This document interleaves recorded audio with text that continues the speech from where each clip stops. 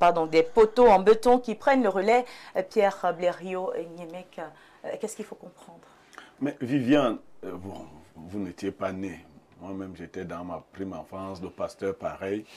Okay. On se demandait déjà pourquoi quelqu'un avait décidé de planter les poteaux que vous voyez là. Il y a tout un champ de ces poteaux en eucalyptus. En eucalyptus. Okay. On savait que, quelle que soit la solidité du bois, la durée de vie du bois est connue. Surtout exposé aux intempéries. Vous voyez, avec le bois, la pluie frappe, ensuite le soleil vient, ainsi de suite. On savait. Mais ça a été un business qui a enrichi certaines personnalités qui sont même encore au perchoir de notre État. Je dis bougrement enrichi. C'est-à-dire que les gens, quand vous voyez le monsieur qui marche comme ça, c'est l'argent des poteaux qui... Oui, c'est l'argent des poteaux électriques là, qui est lourd sur lui. Et on a vu ça. Et personne n'a voulu dénoncer. Personne. On dit que c'est bien, c'est bien. Vraiment, les poteaux là, il allait faire tout un champ de poteaux. Mais on a mis ça dans nos villages partout. 50 000, c'est petit, monsieur le ministre. Il faut peut-être 600 000 poteaux. Parce que et tous ces poteaux sont des dangers. Vous savez combien de fois ces poteaux-là ont créé des catastrophes ici et là? Quand ces poteaux commencent à se fissurer, et pour trouver même un poteau, moi pour avoir les poteaux, je suis allé acheter moi-même mes poteaux. Non, vraiment, c'est des choses qu'il faut dénoncer. Maintenant, vous allez supporter, puisque l'action administrative, l'action gouvernementale est continue. Monsieur le ministre Elundo Esumba, vous êtes à 50 000. Il vous faut encore plus de 500 000 pour régler ce qu'un autre a créé comme problème. C'est grave quand même. On ne peut pas continuer. On aime le provisoire. Hein? Tout le monde sait que ça, c'est mauvais. On ne dénonce pas. Quand on passe les marchés... Et c'est bien qu'il soit encore là pour voir ces poteaux-là. Parce qu'on ne connaît pas souvent la durée. Oui, je ne sais pas ce que son champ d'eucalyptus va devenir. Parce qu'il a encore là-bas plus d'1 million de poteaux qui sont plantés. Il a déjà oui. J'imagine, après autant non, il a ces poteaux-là, il va les envoyer. Ou peut-être dans un autre pays qui n'est pas sérieux comme le nôtre, pour qu'eux aussi commencent d'abord. Il va choisir un pays qui n'est pas sérieux. La végétation, ça va nous faire du bien pour l'écosystème, de toute façon.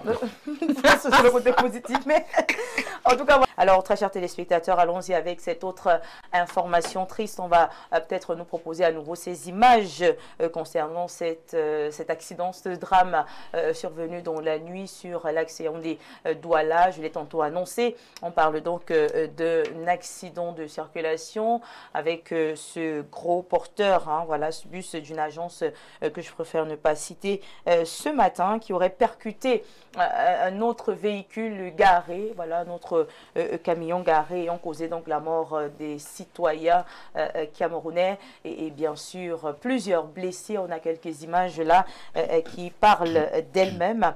C'est un acte insoutenable. Voilà, ce sont des images insoutenables qui font très mal. Certainement avec voilà, nos invités sur le plateau. On va essayer d'analyser un tout petit peu.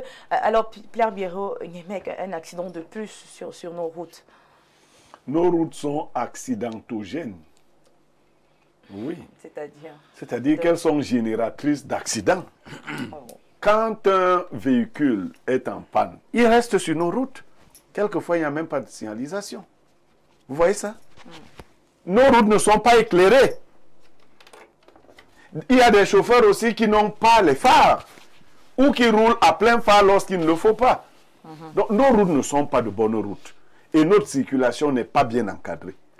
Ces gens qui font la surveillance, ils disent que c'est quoi routière, la prévention routière. Dans la nuit, parfois. Ce qu'ils devraient faire, c'est de signaler chaque fois qu'il y a un mauvais stationnement, parce que c'est très dangereux. Vous pouvez rentrer dans un véhicule comme cela. Même seulement les pleins phares que vous venez d'évoquer. Bien sûr. Donc, ça vous, d'ailleurs, j'ai vu que beaucoup d'automobilistes ne savent pas qu'on change les phares, qu'il y a des phares de croisement. Une dame m'a dit, quand elle part de Douala, quand elle a déjà allumé, c'est jusqu'à Yaoundé. La destination. Donc, tu lui fais des signes pour dire, attends, tu m'éblouis. Et on a même aggravé maintenant, on a des phares chinois, entre guillemets, là, qui éblouissent.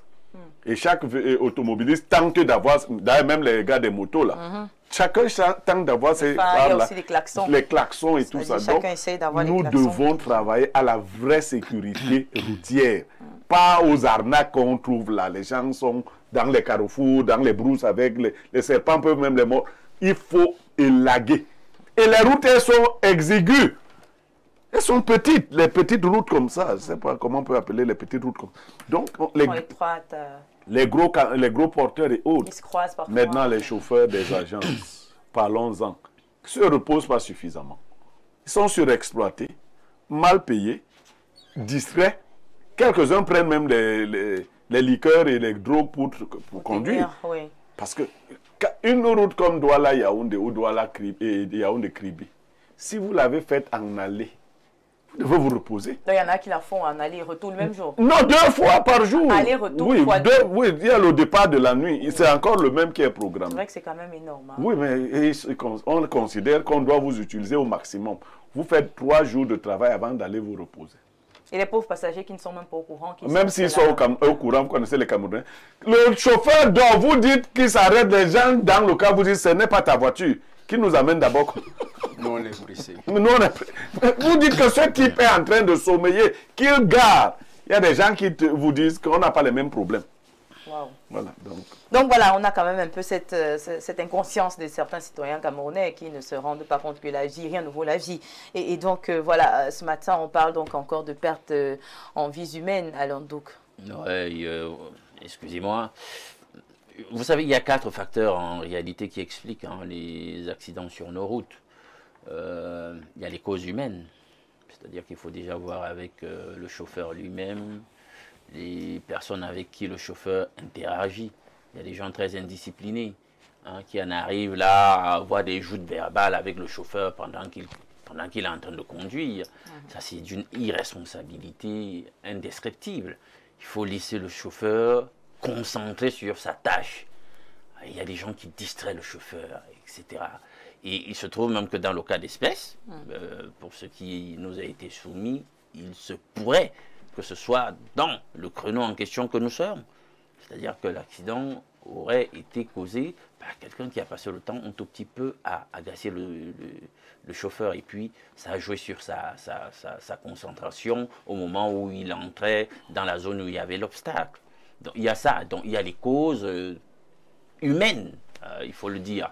Maintenant, il y a les causes liées au véhicule lui-même. Vous savez que nous sommes une espèce de dépotoir ici.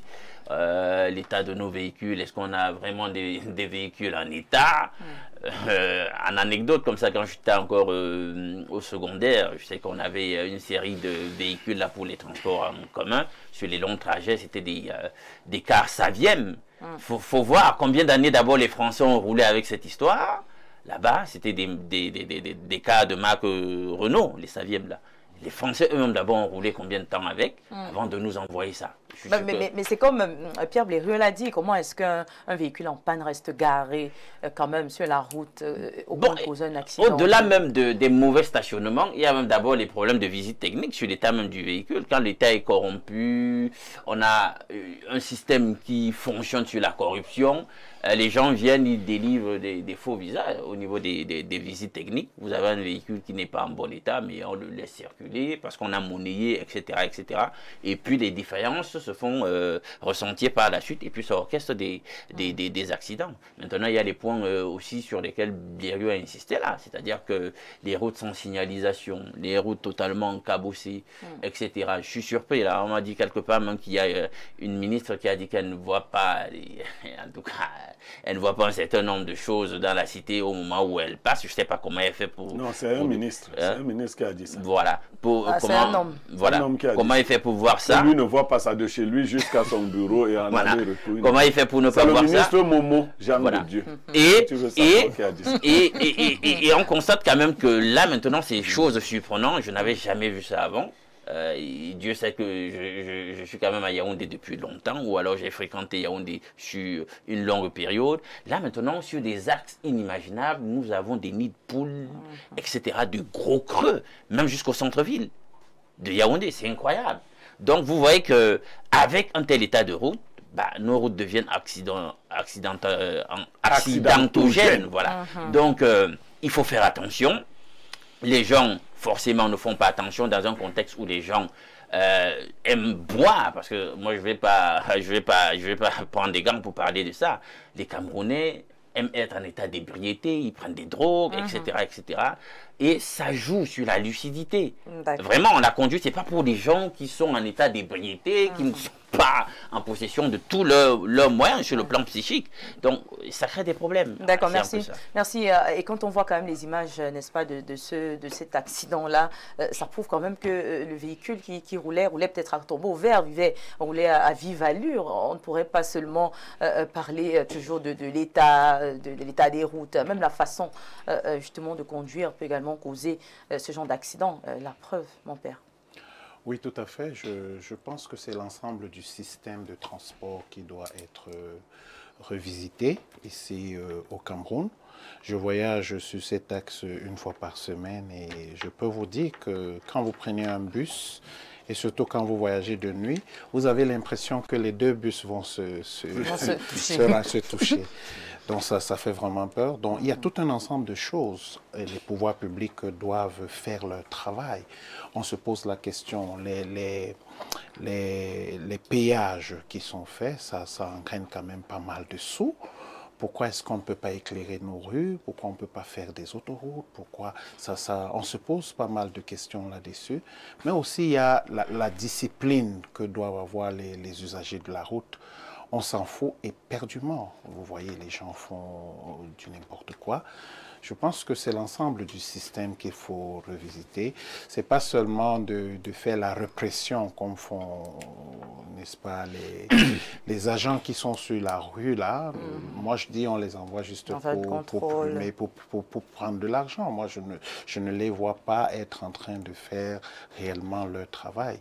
Parce que quand vous venez, ils vont vous demander de l'argent, des choses comme ça. C'est des choses qu'il faut décrier aujourd'hui et je pense que les pouvoirs publics ont fort à jouer dedans. Merci beaucoup pour